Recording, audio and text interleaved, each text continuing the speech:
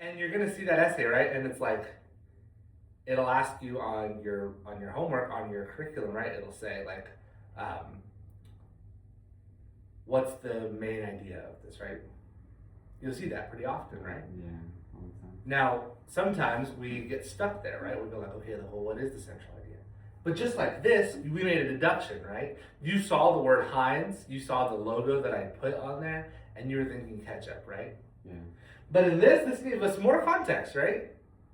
In the title, without the picture even, and the website did have lots of pictures, but in the actual title, right? We said we can thank Heinz for the rise of canned baked beans. So what do you think the central idea of this article is going to be? Well, about food. About baked beans, right? And... Right? So when you see an article that's talking about, the bombing of Hiroshima, and if it says like the devastation of Hiroshima is the name of the article, right? What can you deduce that the actual main idea of the article is? Hiroshima, right? Right. Like, so when we have that is like what we do to be able to analyze text. So in this case specifically, we're going to go ahead and recognize that the overall idea of every article that you'll ever read, ever, and analyzing them, right? And what we're asking for you to do on your homeworks, right, is looking at the central idea. So what is this mostly about? Just loosely mostly about, and then directing that from something called supporting details. You've heard that before, right? Supporting details. Yeah. So like if I were to tell you that I wanted you to look through this essay about Anne Frank. You've heard of Anne Frank, maybe? And wait, what? Anne Frank. Anne Frank? Uh-huh. Is he like yeah, I don't know. Well, you will. I promise you'll read it. One day. Yeah, I promise it has to happen. So, like, when we get to that, right? Yeah. We have to be able to connect that central idea. And then how do we do that? Well, we can get these details, right? So I'm going to tell you that I want you to read about Anne Frank and her diary, okay?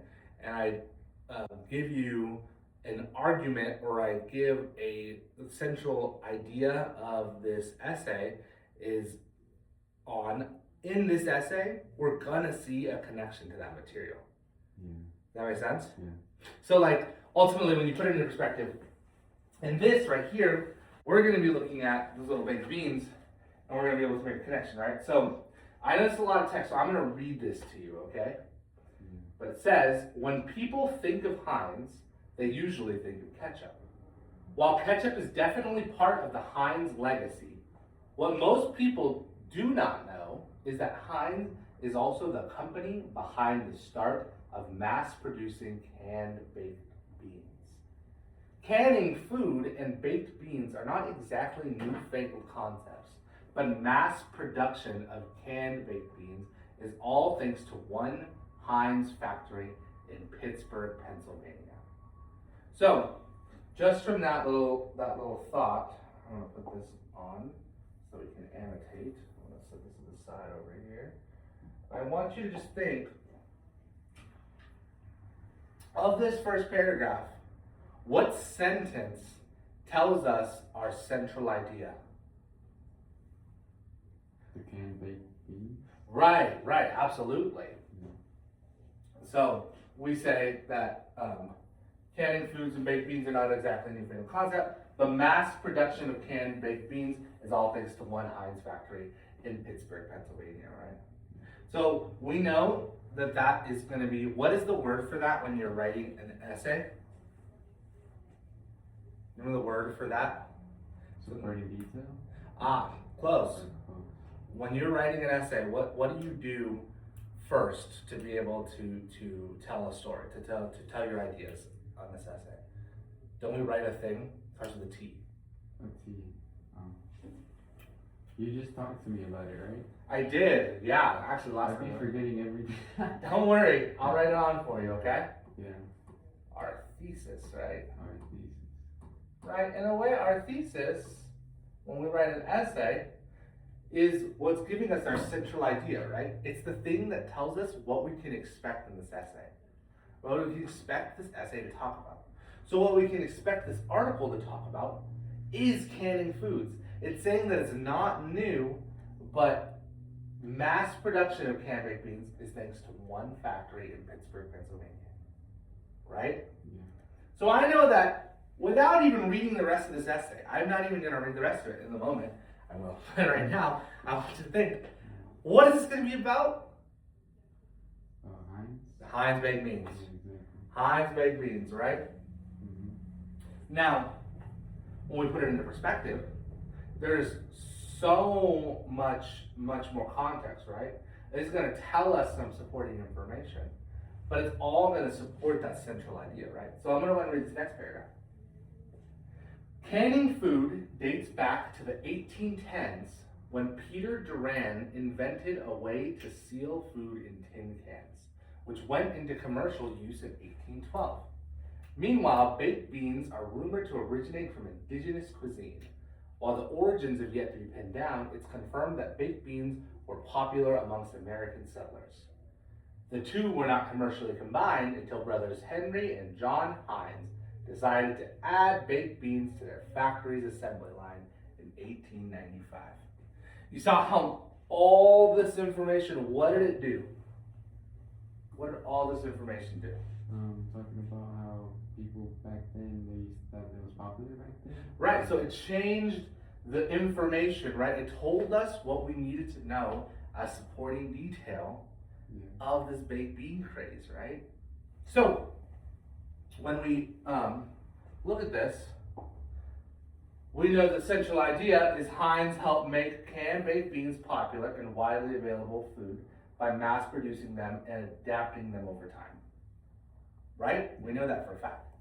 So, in conjunction, we have some supporting details, right?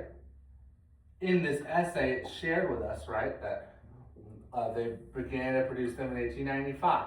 They opened a factory in London, which is later in the article, but that's beside the point, in 1905. And then during World War II, the recipe changed to remove meat. These pieces of information are just supporting details to this central idea. Does that make sense? Yeah. So when we look through an essay, our goal is to be able to find what ideas support the central idea, right? What details support our central idea? Makes sense, right? Yeah. So like overall, when we put it into perspective, it makes it so that we can look at text like what we have in that packet in front of you. So this is an article called The Curse of the Billy Goat. So you can go ahead and look at that packet that I gave you. And in the packet, overall, Code. it's called code. Thank you. So in this packet, what we're able to look at is actually an article that we're going to go ahead and deduce through. So this specifically is an article called The Curse of the Billy Goat. Now, essentially, in this, we're going to just identify the central idea and the supporting details. So this here is just the story, is the whole article. And now, obviously, we're going to annotate it because that's important, right? We're going to go ahead and find it. And then we're just going to look at some key elements, right? So that once we look at the key elements, then after that, we can take a little bit of a deeper look, and then we'll be able to put our central idea, right? To supporting details and how it supports it. Does that make sense? Awesome, let's do it. So, do you want me to read it to you? Would that be helpful for you? Or would you like to read it quietly to yourself? Yeah.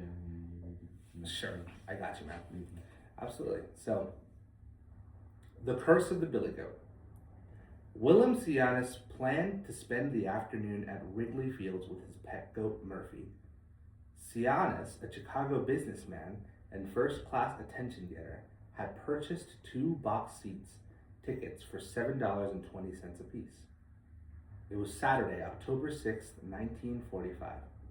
The Cubs were playing the Detroit Tigers in Game 4 of the World Series. Chicago led the best-of-7 matchup,